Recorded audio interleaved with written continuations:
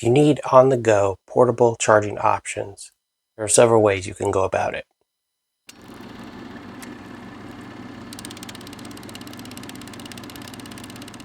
For several items here on the table today, I'll list them down below in the pinned comment for where I got them off of either the Amazon store or otherwise. So the first ones we'll start with are these GR Batty brand, AA and AAA. They're lithium polymers. They're rechargeable. They come with their own USB-C charger or cable rather. It's a USB-C, I believe, male on one side and 4 connections on the other. So here would be the AAAs right here. And the charger it comes with is, as you can see, is a USB-A male, your regular one that would go into your wall charger. On the other end are 4 USB-Cs. And that's how you would plug them in to each of the batteries.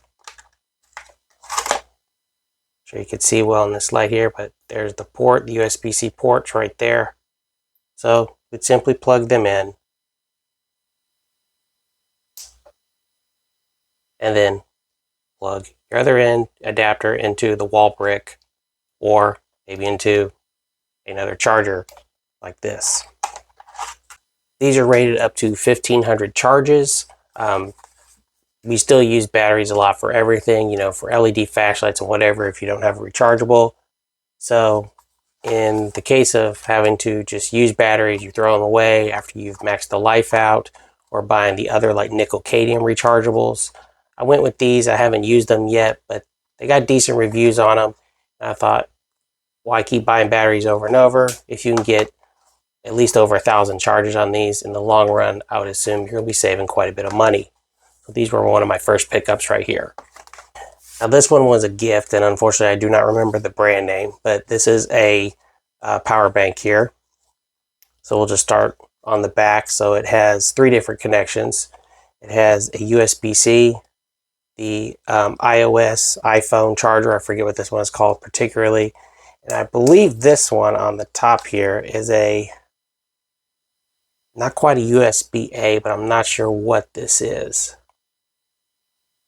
Forget this one. But it has its chargers here. And then on the front, it actually kind of looks like a real thick wallet, you know, leather on the top. But it's Velcro. You open it up, and it is a 4-panel solar panel on it. Small one, but this is how you can charge it, either via a AC outlet or you can charge it via solar. And this last panel right here is a touchless recharging station. I've used this before. Take this out camping. I believe this has enough amp hours on it that it will charge a phone. I believe it's one time plus some over if you were to charge a phone from dead to full, or if you just need, of course, get a bump charge, you could probably do that a couple times on this. Again, I apologize. I do not remember the brand on this. Got this one as a gift, but this has actually replaced one of the other smaller charging bricks I have, just due to the solar charging capabilities of this one. Next one would be this Anker Power Cube, or at least I call it the Power Cube. This has 2 USB-A ports on it, which are just the ones that plug into the wall bricks, 2 USB-Cs. It actually has a solar input on it right here that can take up to a 60-watt panel for recharging purposes. You can also recharge this via USB-C. It has a USB-C in right here, but it does take quite a long time to charge it via USB-C. I did charge this when I first got it, and it had about 30% battery. It took over 10 hours, closer to 11, to charge it from about 30% to full via USB-C, but I have not been able to charge it, or tested it yet, rather, on a solar panel. So that'll be coming up to see how well we can, or how fast we can get this charged. It has a couple functions on it. I've done a full review and unboxing of this one before, but it has a nice little screen right here, and as you go through or you plug something in, or excuse me, rather you're charging something, it'll bring up wattage, how much time is approximately left on the power cube, and it has a nightlight lantern up here and has an SOS mode. It's a great little power cube. It's rated at 60,000 milliamp hours, which comes to 60 amp hours. So it's a decent sized battery. I think it's rated for seven plus charges for a full cell phone, and it will charge a laptop, I believe, 3 times over. But again, there was a full unboxing and review. You can go check that out on this guy right here. And then finally, the last one is going to be my EcoFlow River Max right here.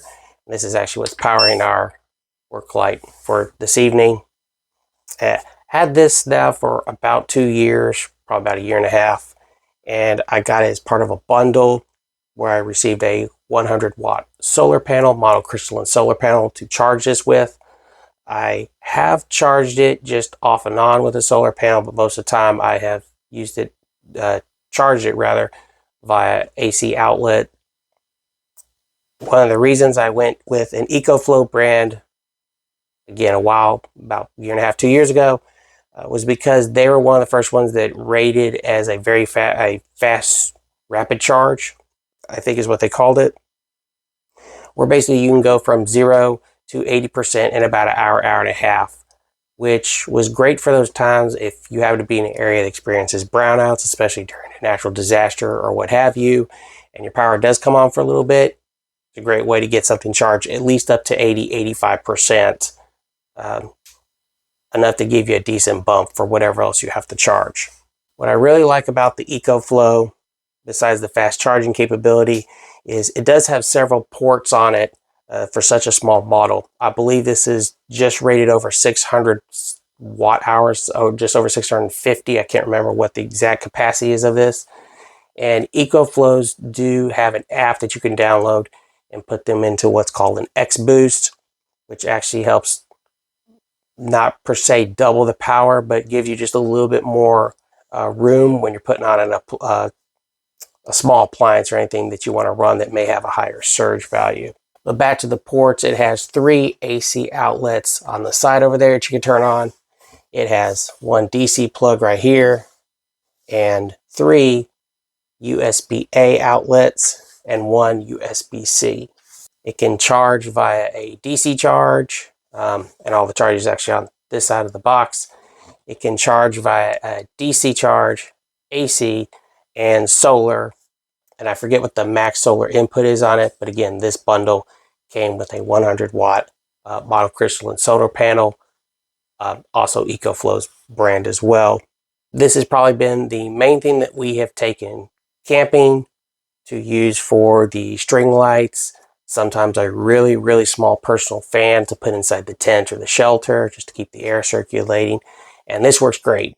It's a little bit bulky, but nothing like huge battery systems that you would take, or solar or battery systems that you would take when you think of overlanding and such, especially if you don't need a lot of power.